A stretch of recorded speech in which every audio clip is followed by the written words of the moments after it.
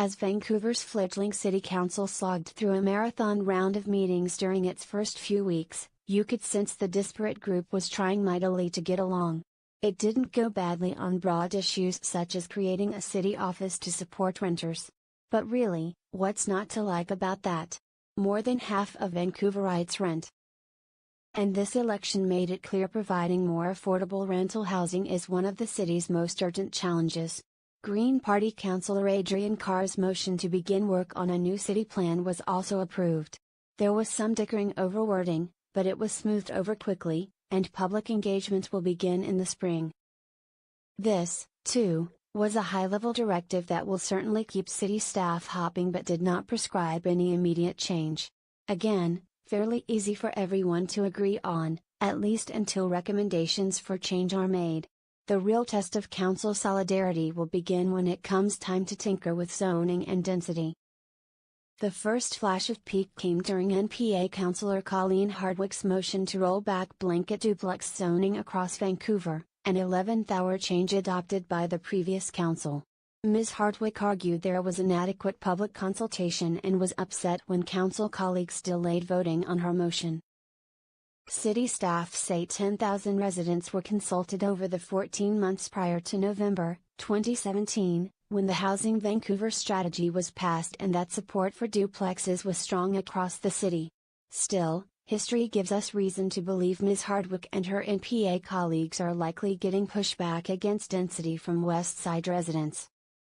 For example, in 2010, the view of West Point Grey residents was reflected in the neighborhood vision prepared as part of the city plan process, intended to chart the course for future growth. The plan expressed tepid support for more duplexes in specific locations, but rejected fourplexes, row houses or apartments of any kind. Politically, the city's traditional fault lines are well known. Non-Partisan association center-right councillors, who garner more support from the city's wealthier, density-averse, owner-occupied West Side, tend to oppose changes to single-family zoning. One City and Cope, whose supporters tend to herald from the humbler East Side where affordability is more of an issue, and historically at least, many properties were investor-owned, tend to be more accepting of density, particularly if it entails social or subsidized housing. The Greens are a wild card. Ms. Carr, the only incumbent Green, seems to take a dim view of development and has voted accordingly over the years. Her two new Green colleagues, Councillors Pete Fry and Michael Wiebe, seem more density-friendly, but these are early days. Far to the other side of the political spectrum is Jean Swanson, the lone Cope councillor, whose concerns lie solely with the city's most disadvantaged people. Ms. Swanson's motion to end evictions for renovation purposes, commonly known as demo-evictions, won't sit well with colleagues more aligned with individual property rights. She wants a citywide tenant protection and relocation policy and assurances that tenants evicted for renovations can return to renovated apartments at the same rents. She believes her motion is a long shot, but hopes the dozens of tenants signed up to speak to the motion will sway her council colleagues. Wrangling the whole show is Mayor Kennedy Stewart, who leans left but is a pragmatic sort who knows the only way he'll get anything done is to form coalitions. His closest ally may be one city's Christine Boyle, but his big job will be to make common cause with the Greens, and, on a case-by-case basis, Cope or the NPA.